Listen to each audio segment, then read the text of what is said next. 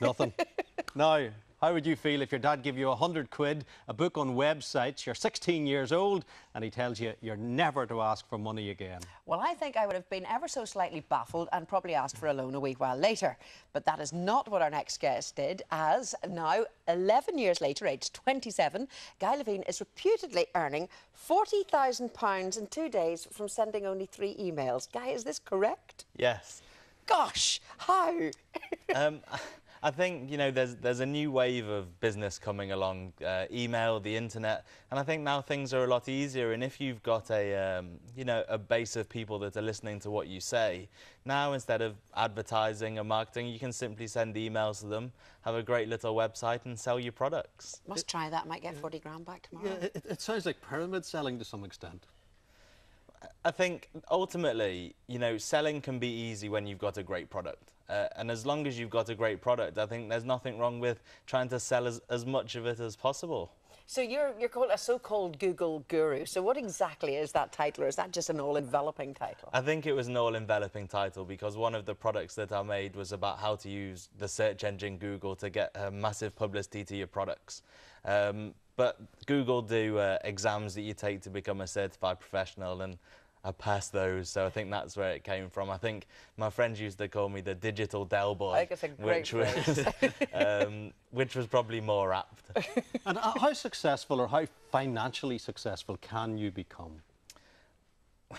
I don't think that's a question that's just related to the internet. I think you can become as financially successful as you want. I mean, I'm over here speaking for the Academy for Chief Executives, and you know, some of the people in my group have walked away with 50 million, 20 million pounds from business sale deals.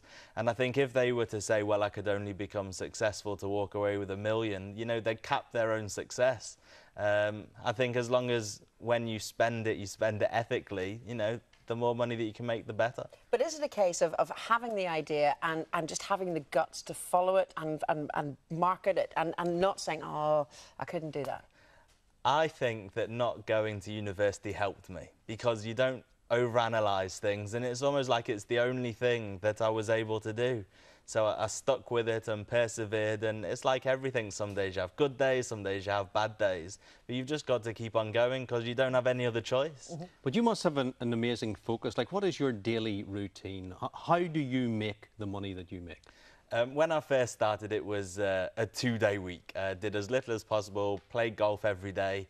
Now I'm getting a little bit older. I'm working with some FTSE 500 companies.